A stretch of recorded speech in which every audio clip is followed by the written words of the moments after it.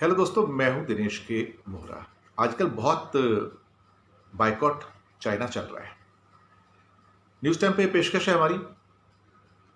और boycott China के अंदर जाने क्या क्या कहा जा रहा है। एक क्या कहते हैं, इमोशंस जो हैं बहुत हाई पिच पे चल रहे हैं। हमने इसके ऊपर बात किया है। भारत की आत्मनिर्भरता का हमने एक एपिसोड किया था, वो आपने देखा भी होगा।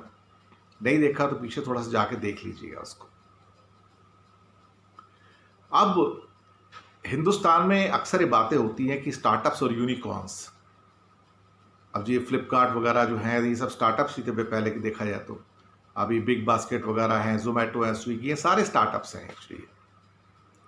तो सैकड़ों स्टार्टअप्स हैं इंडिया में।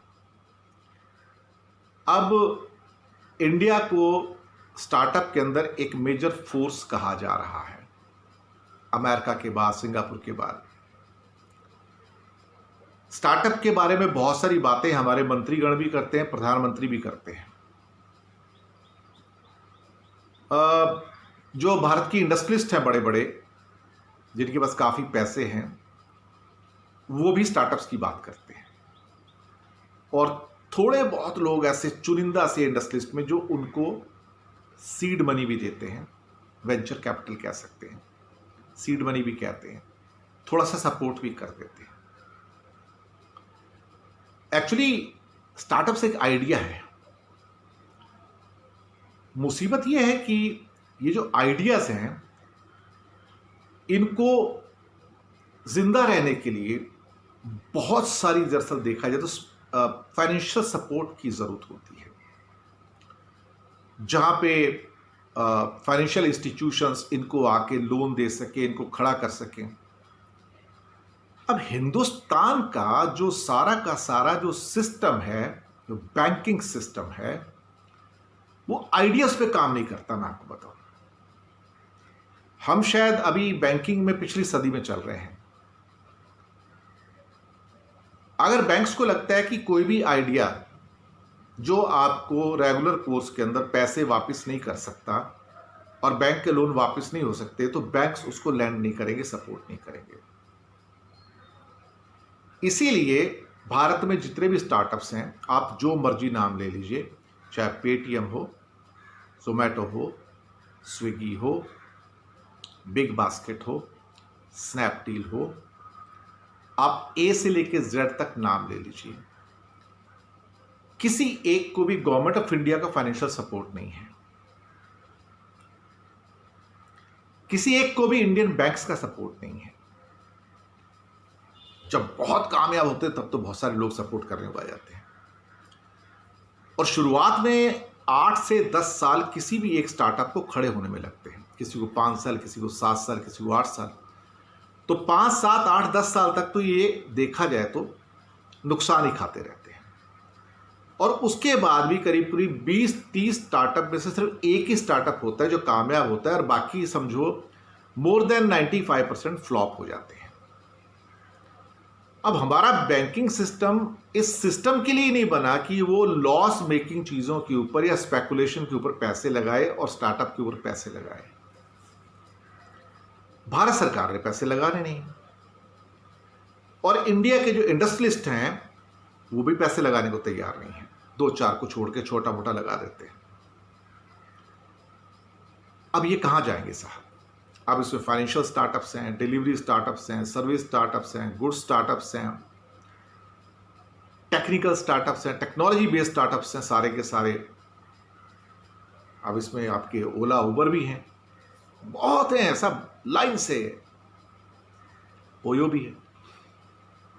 क्वेश्चन ही पैदा होता है, अगर इनको सपोर्ट ही नहीं मिलेगी तो खड़े कैसे होंगे? इसलिए ऑलमोस्ट 20-30 स्टार्टअप खड़े होते हैं तो उसमें 29-30 में से मर जाते हैं और एक ही थोड़ा बहुत जिंदा रह पाता है। तो इतने अनस्पेकुलेटिव, अनसर्टेन फील्ड के अंदर कौन इन्वेस्ट करेगा? बैंक्स तो करेंगे नहीं, और सरकार तो पहले हाथ खड़े कर देती है, मुझे तो आपको करना ही नहीं है, और मार्केट को सपोर्ट करना चाहिए। अब मार्केट के अंदर कौन है? बैंक्स है, और तो कुछ है नहीं। या कोई बहुत बहादुर कोई इंडस्ट्रियलिस्ट आ गया जो अपनी ओर से पैसे देने को तैयार हो जाए। अब कमाल की बात यह है कि इनका जो बेस है सारा का सारा वो डिजिटल है। भारत डिजिटल इकोनॉमी के सपने तो बहुत देखता है, बड़ी बड़ी बात करता है, पर डिजिटल इकोनॉमी के सपोर्ट में जो स्टार्टअप्स आ रहे हैं उनको सपोर्ट नहीं करता। अब यहां पे है कैच 22 सिचुएशन। आप स्टार्टअप को सपोर्ट नहीं करोगे, स्टार्टअप का मतलब ड्रीम्स, आइडियाज। सरकार स्टार्टअप्स को सपोर्ट नहीं करती, बैंक स्टार्टअप को सपोर्ट नहीं करते, इंडियन इंडस्ट्रियलिस्ट स्टार्टअप को सपोर्ट नहीं करते, किसी और किस्म के जो फंड्स हैं वो उनको सपोर्ट नहीं करते। कोई इक्का दुक्का एक्सेप्शन छोड़ के तो मैदान खाली है। किसके लिए खाली है साहब? क्योंकि यहाँ पे तो सर्विसेज भी हैं, टेक्नोलॉजी भी है, डिजिटल वर्ल्ड भी है, फाइनेंस वर्ल्ड भी है, पेमेंट के गेटवेज भी हैं, टेलीकॉम भी है, सब कुछ है सब यहाँ पे। तो अब यहाँ पे जिनको आप भारत से बायकॉट करने की बात कर रहे हो, अब उन्होंने कहा कुछ साल पहले, अरे तो मौका बड़ा अच्छा है, ये लोग तो अपनी इंडस्ट्री को सपोर्ट नहीं कर रहे हैं, ना इनका बैंक सपोर्ट कर रहे हैं, चलो इनके सारे फाइनेंशियल सिस्टम पे, डिजिटल सिस्टम पे, मॉडर्न सिस्टम पे कब्जा जमाते हैं और पैसा लगाते हैं। और चाइनीज कंपनियों ने, ऑफ कोर्स उनको चाइना की सपोर्ट है साहब, मैं नाम नहीं लूंगा अभी किसी का, एक एक करके उन्होंने billions and billions of dollars in startups को देने शुरू किए। उन्हें पता था चाइना को कि यहां से रिटर्न नहीं आएगा, लेकिन चाइना की 15 ट्रिलियन डॉलर की इकोनॉमी, अगर उसने कुछ बिलियन डॉलर झोंक भी दिए तो इट्स लेस देन पीनट्स। लेकिन चाइना ने इंडिया को डिजिटली कैप्चर कर लिया।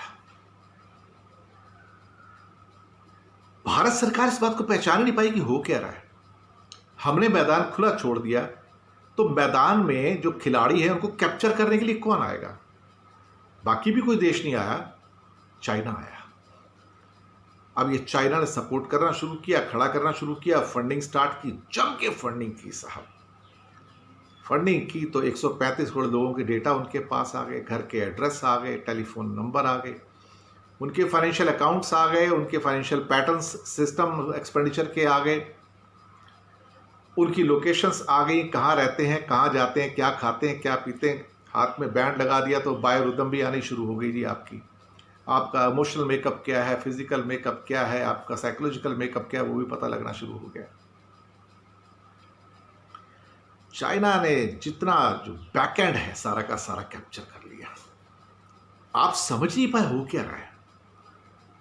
आज भारत सरकार जिसको अपनी सक्सेस स्टोरी बताती है स्टार्टअप्स को, भारत सरकार समझ नहीं पाई कि सारी की सारी सक्सेस स्टोरी चाइना की है।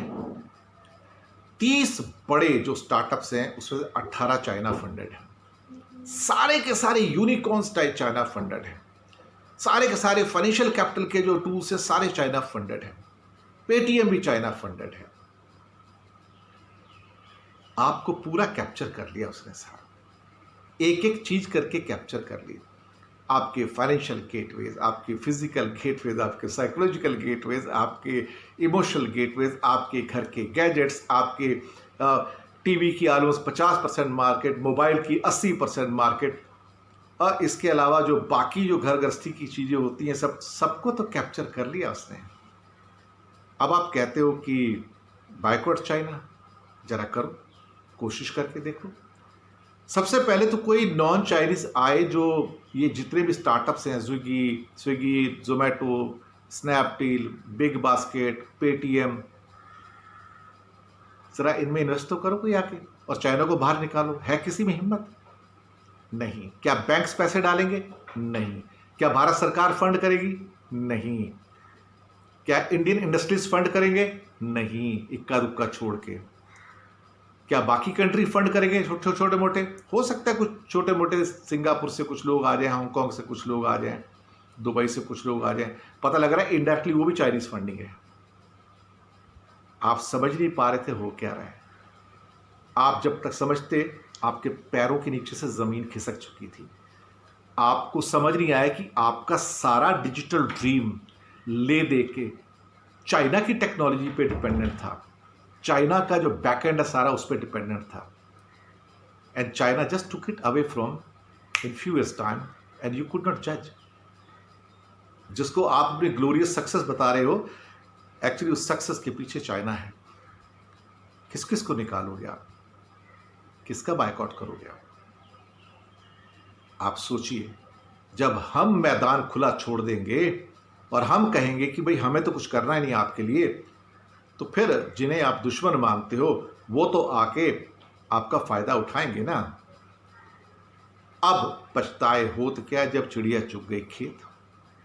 अब आपके हाथ से बाजी निकल चुकी है। आप किसी को बाहर निकाल नहीं सकते, किसी इन्वेस्टर को बाहर नहीं कर सकते, आप प्रोटेक्शनिस्ट हो नहीं सकते। WTO के रूल आपको लागू हो जाते हैं सारे के सारे। आपने कर दिया तो अपने पैरों पे आप कुल्हाड़ी मार लोगे। आप चाइना की किसी एक चीज़ के बिना सांस भी नहीं लेते हो दिन में। आपकी रसोई, आपका ड्राइंग रूम, आपका बेडरूम, आपका मोबाइल, आपका लैपटॉप, आपका टीवी, आपका फ्रिज, हर चीज़ पे तो मेड इन चाइना लिखा हुआ है साहब। पूरा डिजिटली आपको उसने कैप्चर कर लिया, पूरा का पूरा आपने फाइनेंशियल मार्केट कैप्चर कर लिया उन्होंने आपका, आपको पता भी नहीं लगा। और अब आप कह रहे हो कि ये क्या हुआ। सही बात है, जब आप और आपके सिस्टम्स और आपके बैंक्स अपने ड्रीम्स को सपोर्ट नहीं करेंगे, सपनों को सपोर्ट नहीं करेंगे, तो साहब सामने वाला तो फ़ायदा उठाएगा, और जब वो फ़ायदा उठा लेगा, अब आप उसको बाहर नहीं निकाल सकते। आप 1000 ट्राई करके देखो, आप नहीं निकाल पाओगे, आपके बस की नहीं है साहब। क्योंकि वो बाहर गया तो आपके सिस्टम कोलैप्स हो जाएंगे। हमारे पास अपना कुछ है ही नहीं, देखा जाए तो ना पैसा है, ना विल है, ना टेक्नोलॉजी हमारे पास है। हम तो एक एक छोटी चिप्स के लिए, मदरबोर्ड के लिए बाहर से सब इंपोर्ट करते हैं। ऑटोमोबाइल्स के आधा जो कंपोनेंट्स है वो हम इंपोर्ट करते हैं। हम क्या इंपोर्ट नहीं करते, 80% दवाइयों का API हम चाइना से इंपोर्ट करते हैं। हर चीज के लिए तो उस पर हम निर्भर हैं। अब आप कहते हो बायकॉट करो, तो करके देख लीजिए। अगर आपको लगता है ये पॉसिबल है, कर लीजिए। कोशिश करने में क्या बुराई है, जैसी आपकी मर्जी। धन्यवाद आपका।